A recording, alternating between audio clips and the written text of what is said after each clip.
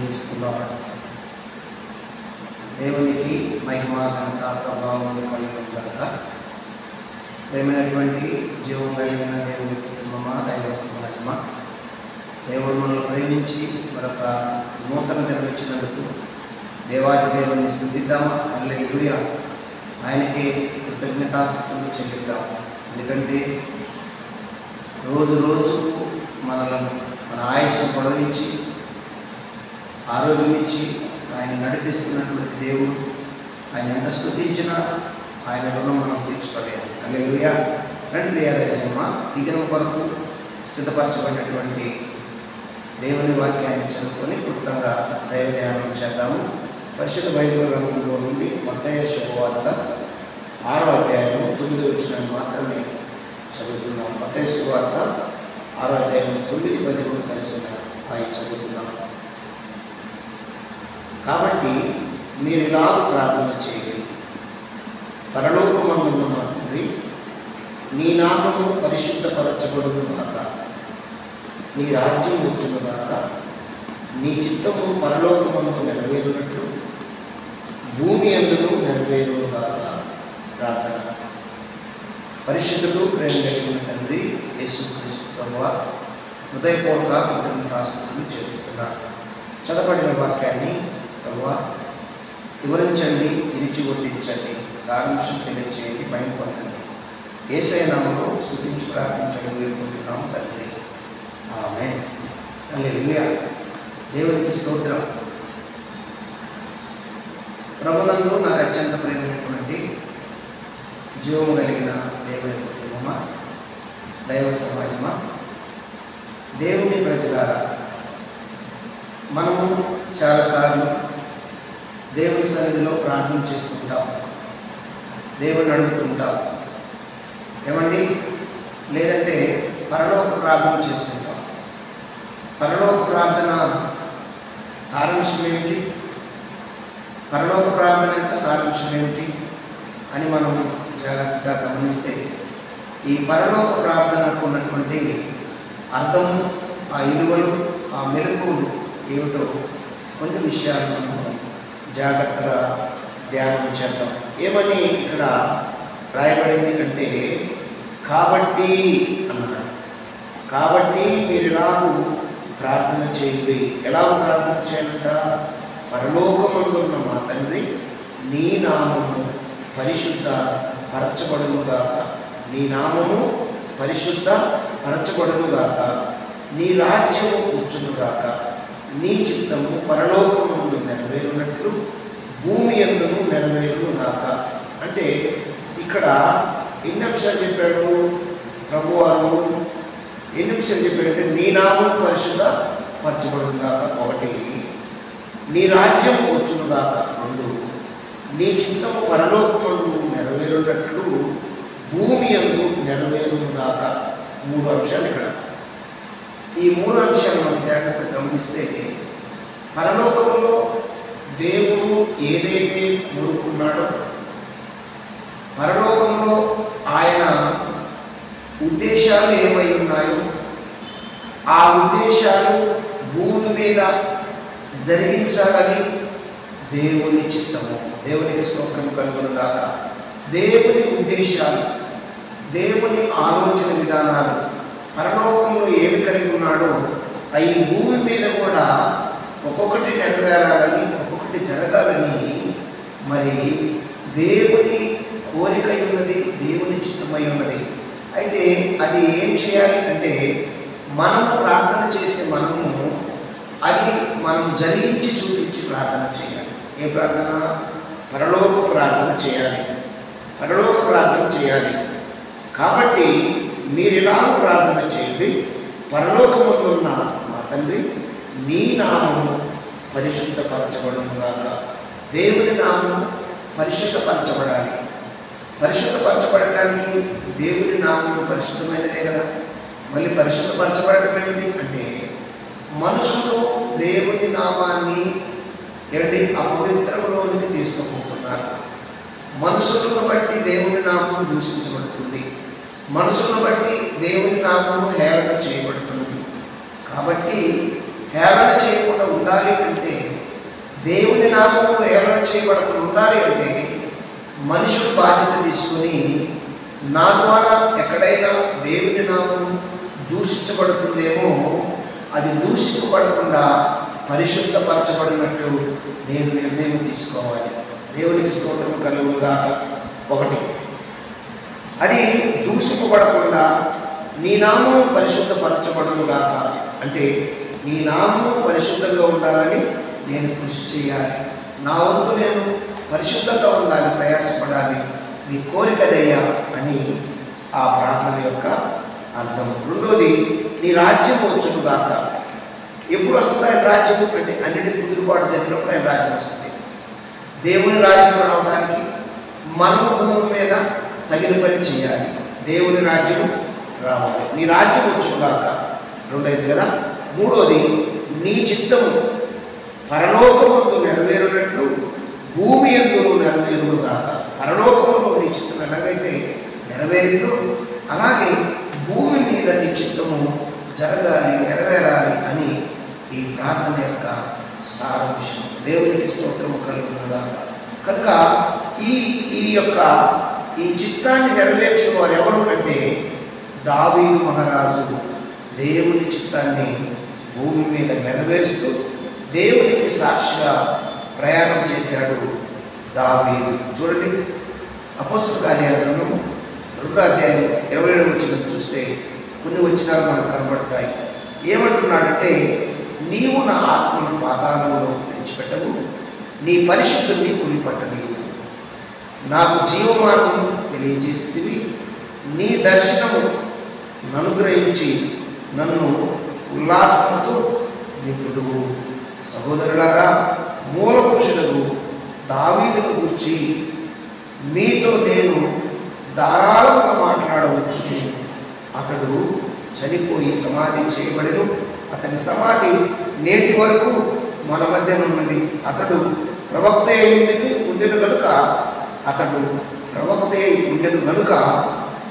అతని గర్భఫలంలో నుండి అతని సింహాసనం మీద ఒకరిని కూర్చుండా పెట్టెదను అని దేవుడు తనతో ప్రమాణపూర్వకంగా ఉట్టుపెట్టుకున్న సంగతి అతడు ఎరిగి క్రీస్తు పాతాళంలో విడవబడలేదనియు ఆయన శరీరము కుళ్ళిపోలేదనియు దావీదు ముందుగా తెలుసుకొని ఆయన పునరుత్థానం గురించి చెప్పాను. హల్లెలూయా. యేసుక్రీస్తు పునరుత్థానం గురించి, యేసుక్రీస్తు శరీరం కుళ్ళబడ్డదని దావీదు మూలపురుషుడు ఇలా చెప్పాడు అని అపోస్తలులు వివరిస్తున్నారు. ఇది పరలోకమందు దేవుని చిత్తము నెరవేర్చడంలో భూమి యందు ఇలా నెరవేర్చదని దావీదు గమనించి దేవుని ఉద్దేశాలు పసిగట్టాడు దావీదు. కాబట్టి యేసుక్రీస్తు శరీరము కుళ్ళుపట్టదని దావీదు దర్శనం ద్వారా, లేదంటే ప్రవచనం ఎత్తి చెప్పినటువంటి వ్యక్తి ఎవరైతే దావీదు. దేవునికి స్తోత్రం కలుగునుగాక. హల్లెలూయా, హల్లెలూయా. ఇంకా మనం చూస్తే అక్కడ కొన్ని మాటలు మనకు కనబడతాయి. సహోదరులారా, మూల పురుషుడు దావీదును గురించి మీతో నేను ధారాళంగా చెప్పవచ్చును. అతడు చనిపోయి సమాధి చేయబడెను. అతని సమాధి నేటి వరకు మన మధ్యనున్నది. అతడు ప్రవక్త అయి ఉండెను కనుక అతని గర్భఫలంలో నుండి అతని సింహాసనం మీద ఒకరిని కూర్చుండా పెట్టెదను అని దేవుడు తనతో ప్రమాణపూర్వకంగా ఉట్టుపెట్టుకొనిన సంగతి అతడు ఎరిగి క్రీస్తు పాతాళంలో విడవబడలేదనియు ఆయన శరీరము కుళ్ళిపోలేదనియు దావీదు ముందుగా తెలుసుకొని ఆయన పునరుత్థానం గురించి చెప్పెను. ఈ యేసును దేవుడు లేపెను, దీనికి మేమందరం సాక్ష్యం. హల్లెలూయా. యేసును దేవుడు లేపెను, దీనికి మేమందరం సాక్ష్యం. అంటే భూమి మీద దైవ చిత్తము నెరవేర్చడానికి ఆనాడు యేసు క్రీస్తు శిష్య బృందము కంకణం కట్టి పనిచేశారనే విషయాన్ని మనము మరిచిపోకూడదు. హల్లెలూయా. దీనికి మేమందరము సాక్షులము అని నొక్కి ఒక్కని చెబుతున్నారు అపోస్తులు. కాగా ఆయన దేవుని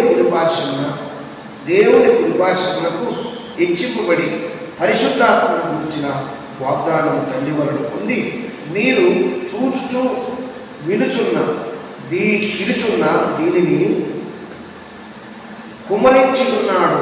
దావీదు పరలోకమునకు ఎక్కిపోలేదు. అయితే అతడు ఇట్లనెను, నేను నీ శత్రువులను నీ పాదముల క్రింద పాదపీఠముగా ఉంచు వరకు నీవు నా కుడిపార్శ్వమున కూర్చున్నామని ప్రభు నా ప్రభుతో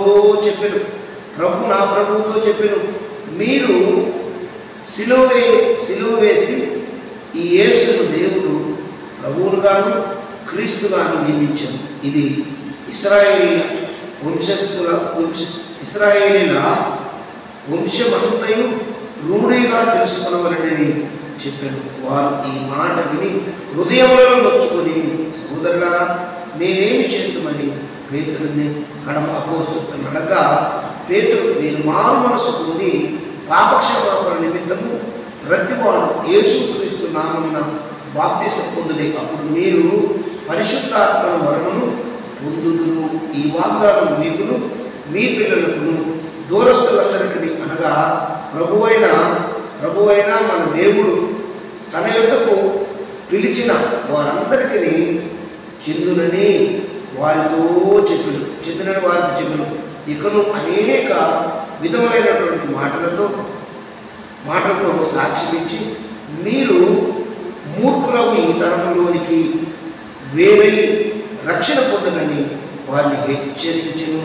మూర్ఖులకు ఈ తరం నుండి వేరై మీరు రక్షణ పొందండి అంటే దేవుని ప్రణాళిక ఏంటంటే భూమి మీద ఆదాము ద్వారా చెప్పినటువంటి మానవ సంతానం బాగుపడాలి. ఎందుకంటే దేవుడు అమనాదాలను నిర్మించిన తర్వాత వాళ్ళు ఆత్మహత్యను ప్రాపం చేసి మరి మరణం తెచ్చిపెట్టుకున్నారు. కాబట్టి వాళ్ళు విడిపించడానికి భూలోకానికి యేసుప్రభు వస్తాడని, యేసుప్రభు ఇలా ప్రాణం పెడతాడని దావీదు ప్రవచించి దావీదు గురించి చెప్పాడు.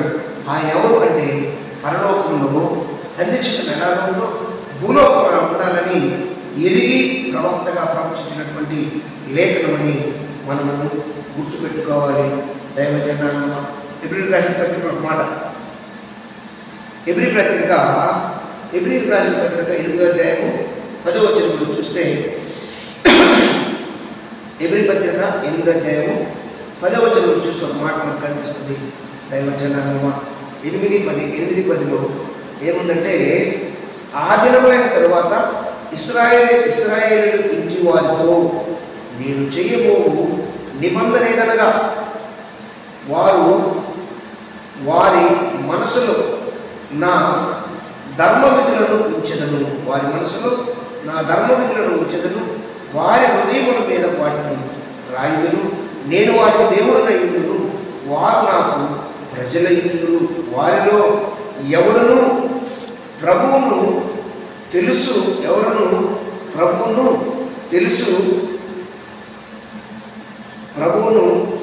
తెలుసుకొనడని తన పట్టణస్థులకైనను తన సహోదరులకైనను ఉపదేశము చేయడు. వారిలో చిన్నలను మొదలుకొని పెద్దల వరకు అందరూ నన్ను తెలుసుకుందురు.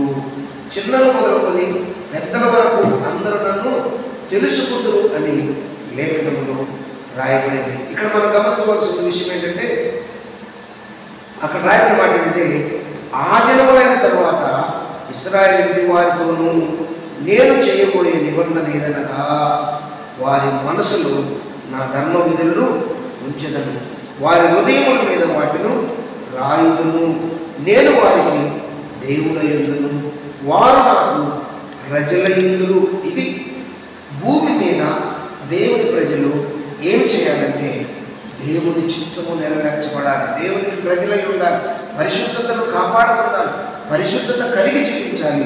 ప్రభు భూమికి రావాలి అంటే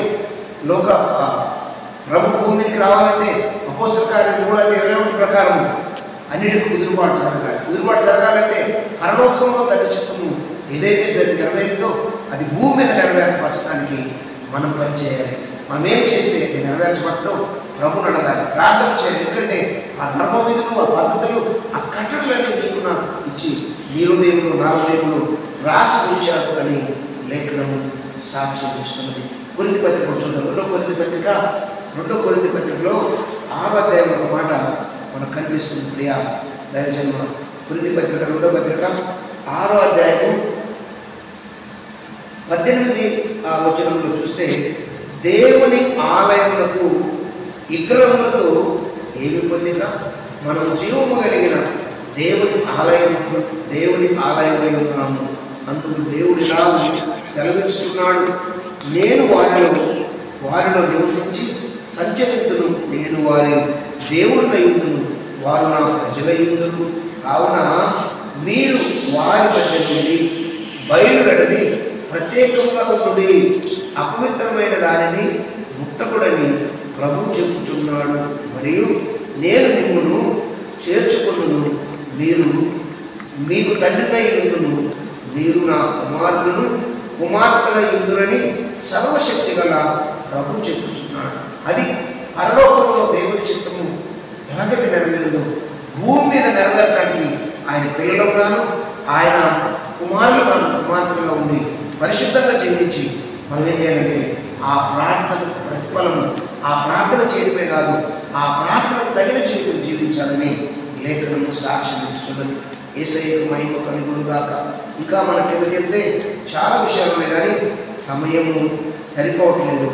దైవ జనాంగమా, ఇప్పుడు మనము ఎక్కడికి రావాలి? ఇప్పుడు ఎక్కడికి రావాలంటే మత్తయి సువార్తకు వస్తే మూలవాక్యం చదువుకొని ప్రార్థన చేసుకుందాం. మత్తయి సువార్త 6వ అధ్యాయంలో మూలవాక్యము ఏమనుంది? 6వ అధ్యాయము 9-10 వచనాలు. కాబట్టి మీరు ఇలా ప్రార్థన చేయండి, పరలోకమందున్న మా తండ్రి, నీ నామము పరిశుద్ధపరచబడును గాక, నీ రాజ్యం వచ్చును గాక, నీ చిత్తం పరలోకమందు నెరవేరినట్లు భూమి మీద నెరవేరును గాక. హల్లెలూయా. భూమి మీద నెరవేరాలి. ఎలాగంటే పరలోకం ఎలాగైతే నెరవేరును, భూమి మీద ఆ పరిశుద్ధత నెరవేరాలి. ఆ